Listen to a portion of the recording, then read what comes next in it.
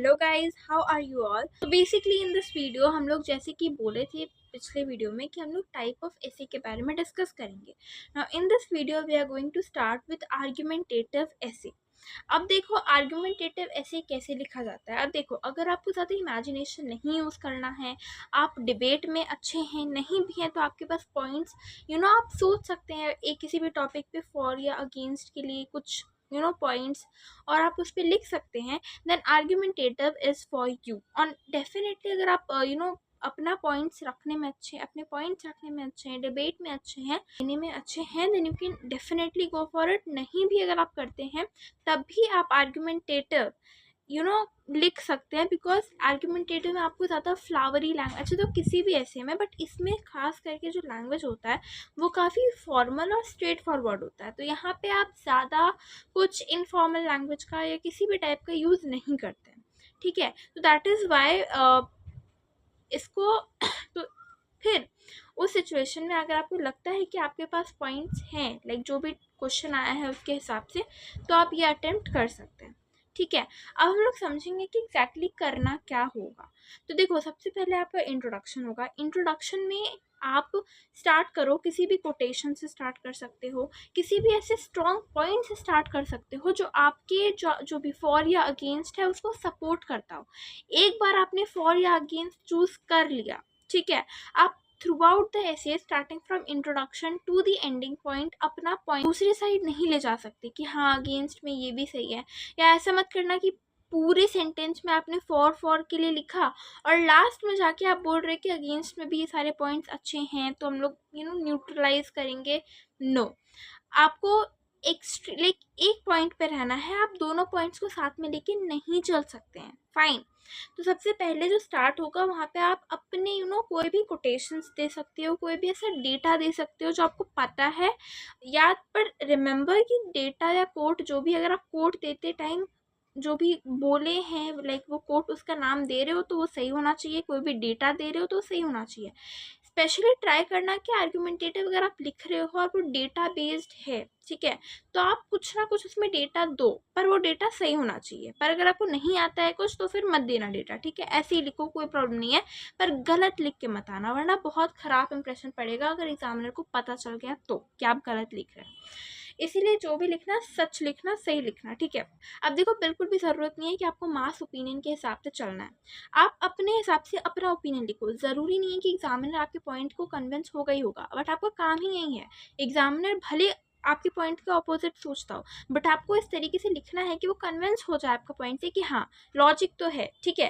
तो लॉजिक वाला like points देना। अब इंट्रोडक्शन में आपने अपना कोई कोड या कोई भी ऐसा डेटा या कुछ भी कोई भी अपना एक अच्छा सा स्टार्टिंग कर दिया, उसके बाद आप उसी लाइक इंट्रोडक्शन वाले पैराग्राफ में ही आप बता दोगे कि आप फॉर के लिए हो या अगेंस्ट के लिए हो। ये मत करना कि मेन बॉडी में आके बता रहे हो, वरना एग्जामिनर को पूरे पैराग्राफ में पता ही नहीं चलेगा कि आप फॉर के लिए थे या अगेंस्ट के लिए, मतलब मेनली। इसीलिए स्टार्टिंग में अपना पॉइंट एक्जैक्टली रख देना that I am for the statement और I am against the statement, anything, ठीक है। एंड देन फिर आप मेन बॉडी स्टार्ट कर सकते हो। मेन बॉडी में मान लो आप 2 पैराग्राफ बना रहे हो, ठीक है, तो एटलीस्ट अगर आप एटलीस्ट 4 पॉइंट्स, तो आई वुड हाईली रिकमेंड कि 4 पॉइंट्स आप लिखो, ठीक है। और 4 इंडिविजुअल पॉइंट्स, ये नहीं कि ओवरलैप कर रहा है या एक ही पॉइंट को आप घुमा फिरा के लिख रहे हो, नहीं। आपके पास 4 सॉलिड इंडिविजुअल पॉइंट्स होने चाहिए और फिर आप उसको लिखो। अब देखो, ये आपके ऊपर डिपेंड करता है कि आप चारों को अलग पैराग्राफ में लिख रहे हो। आई वुड सजेस्ट कि 2 पॉइंट्स एक साथ और 2 पॉइंट्स एक साथ 2 पैराग्राफ में लिखना, तो एक इंट्रोडक्शन हो जाएगा, एक आपका एक और पैराग्राफ, तो ऑलमोस्ट उसमें हो जाएंगे 4 से 5 पॉइंट्स। एंड देन फिर आप कंक्लूड करना। कंक्लूजन के टाइम पे भी आप कोई ऐसा डेटा या मान लो ऐसा कोई कोट है जो आपको पता है जो लास्ट में ज़्यादा अच्छा लगेगा, तो लास्ट में लिखो। कोई भी एक ऐसा चीज़, कोई भी ऐसा सटल ह्यूमर आप ऐड कर सकते हो कि वाइल द ओपोनेंट, जो भी ओपोनेंट का ओपिनियन होगा, while the opponent may argue this and then your logic, ठीक है। हमेशा अपने पॉइंट के लिए एकदम स्ट्रांग बने रहना है कि मेरा जो ओपिनियन है वही सही है, ठीक है। उसके बाद लास्ट में आप कुछ भी ऐसा एक बहुत सटल ह्यूमर ऐड करके कुछ भी ऐसा मेमोराइजिंग सा कि हाँ ये यूनिक है, ठीक है, ऐसा कुछ, अभी हम एग्जांपल देंगे तो वैसा कुछ ऐड कर सकते हो, fine. So this is what you need to do for argumentative. अब आप प्रैक्टिस कर लेना तो आपको अच्छे से समझ में आ जाएगा। अब हम लोग देखते हैं कुछ एग्जाम्पल्स कि कैसे क्या करना है।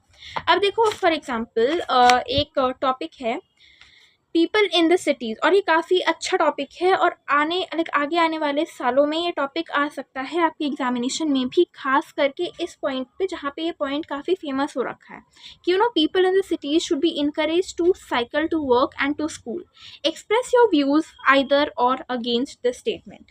अब देखो स्टेटमेंट क्या है कि साइकिल यूज़ करना चाहिए कि साइकिल नहीं यूज़ करना चाहिए। तो आप देखो कि आपका क्या ओपिनियन है और कौन से साइड में आपके पास ज़्यादा पॉइंट्स हैं। अब इस टॉपिक का हम आपको फॉर और अगेंस्ट दोनों बताते हैं और फिर आप खुद कंपैरिजन करके देखना कि क्या है। देखो जैसे कि फर्स्ट पॉइंट में हम किसी भी प्राइम मिनिस्टर का या कोई भी ऐसे इंसान या कोई भी कोट लिख सकते हैं एनवायरनमेंट के ऊपर जो कि साइकिल से रिलेटेड हो, कुछ ना कुछ करके, कोई व्हीकल से या फ्यूल एफिशिएंसी से, इन सारी चीज़ों से या इन्वायरमेंट से ही रिलेटेड हो तो वो कोट लिख सकते हैं।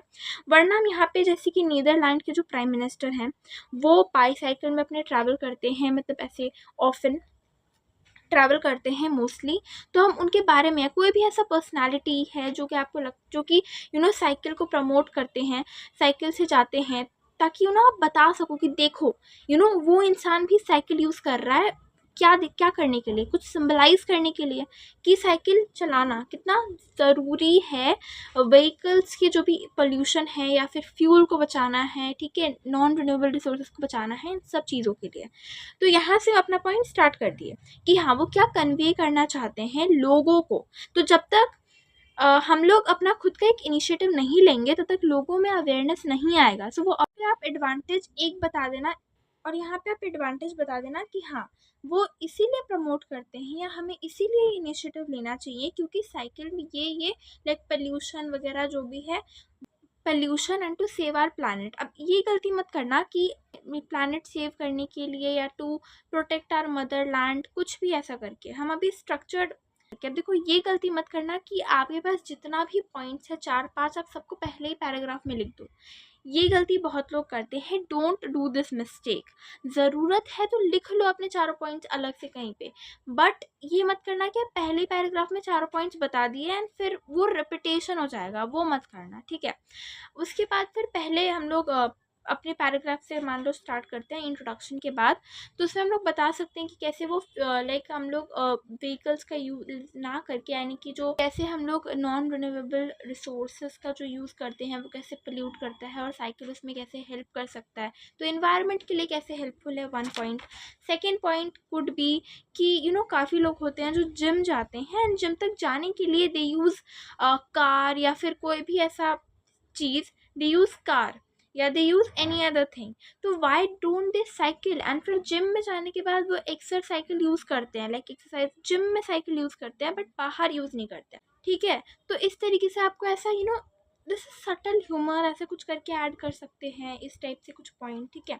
थर्ड कुड बी कि कैसे पेट्रोल के प्राइसेस जो हैं वो बढ़ रहे हैं, तो पेट्रोल बचाने के लिए या किस तरीके से जो एक्सीडेंट्स हैं रोड पे वो बढ़ रहे हैं, तो उनको बचाने के लिए हमें साइकिल पे स्विच करना चाहिए। इसके बाद ट्रैफिक कंजेशन, जो भी ट्रैफिक कंजेशन या इतना जो भी कुछ हो रहा है basically, sound pollution, noise pollution, everything, तो उन सब से बचाने के लिए cycle could be one of the very good alternative, specially short distance travel करने के लिए, इन सब सारी चीज़ों के लिए, ताकि जो इन्वायरमेंट है उसको ओवरऑल प्रोटेक्शन मिल पाए। अब लास्ट में हम बोले थे कि सटल ह्यूमर या कुछ भी ऐसा लाइन जो बहुत मेमोरेबल हो, जो स्टिक कर जाए कि हाँ अब एग्जामिनर जब भी साइकिल देखेगा उसको याद आएगा। For example, hence it is the time to encourage Indians to bring their way to safety and good health, ठीक है। तो ये जो ट्रिंग है, this is basically something that I'm mentioning, that tring their way, ठीक है। तो ट्रिंग is the sound of the cycle, so how I am adding that kind of sound imagery to my essay, so I have also said in the first paragraph कि अगर हो सकता है तो आप साउंड इमेजरी या कोई भी टाइप के फिगर्स ऑफ स्पीच यूज़ करना, जिससे थोड़ा सा और ज़्यादा वेटेज मिलेगा और एग्जामिनर को अच्छा लगेगा। तो जो भी मैंने पॉइंट्स बताया कि कैसे आप स्टार्ट करो, कैसे आपको एक ही साथ सारे पॉइंट्स नहीं बता देने हैं, कैसे आप इंडिविजुअल पॉइंट्स को इंट्रोड्यूस करोगे, कैसे आप उसके अराउंड लिखोगे और कैसे आप एंड करोगे, तो इन सारी बातों का आपको अच्छे से ध्यान रखना है। Let us take one more example. Suppose democracy can not survive without education. अब इसमें क्या है कि American philosophy John Dewey said, democracy has to be born anew every generation and education is its midwife. तो basically how वो coat, अब ज़रूरी नहीं है कि आपको सारे टॉपिक्स का कुछ ना कुछ कोट या कुछ ना कुछ डेटा याद हो. इट्स एब्सोल्युटली फाइन, आप नॉर्मली स्टार्ट कर सकते हो. नॉर्मली स्टार्ट करना मतलब जैसे if any one beliefs education is all about books and studies, ये बेसिकली दूसरा टॉपिक है. बट आप जनरली ऐसे स्टार्ट कर सकते हो. अगर आपको कुछ पता है तो आप भी मेंशन कर सकते हो. तो इस हिसाब से इसके बाद जो भी आपका आगे का पॉइंट्स है आप इस पे लिख सकते हो ऐसे कि democracy can not survive without education, for और अगेंस्ट, जो भी आपका ओपिनियन है उसके ऊपर. तो देखो, अब ये सारा पॉइंट्स तो आपको हेल्प करेगा. ये आप जितना ज़्यादा प्रैक्टिस करोगे और जितना ज़्यादा खुद को री एवेल्यूट करोगे every time you write an essay, कि basically what are the mistakes that you are making, where it is like happening, is it in vocabulary, is it in punctuation, is it in the flow, is it in the idea, are you mixing points, what is your mistake that you're doing. So once you find it out, keep improving in that, and then you start adding some extra elements like figures of speech and all that I mentioned to make your essay look more elevated and better. So that is for the video. Hope you like the video. Now keep practicing, keep learning, keep watching, keep enjoying. Thank you.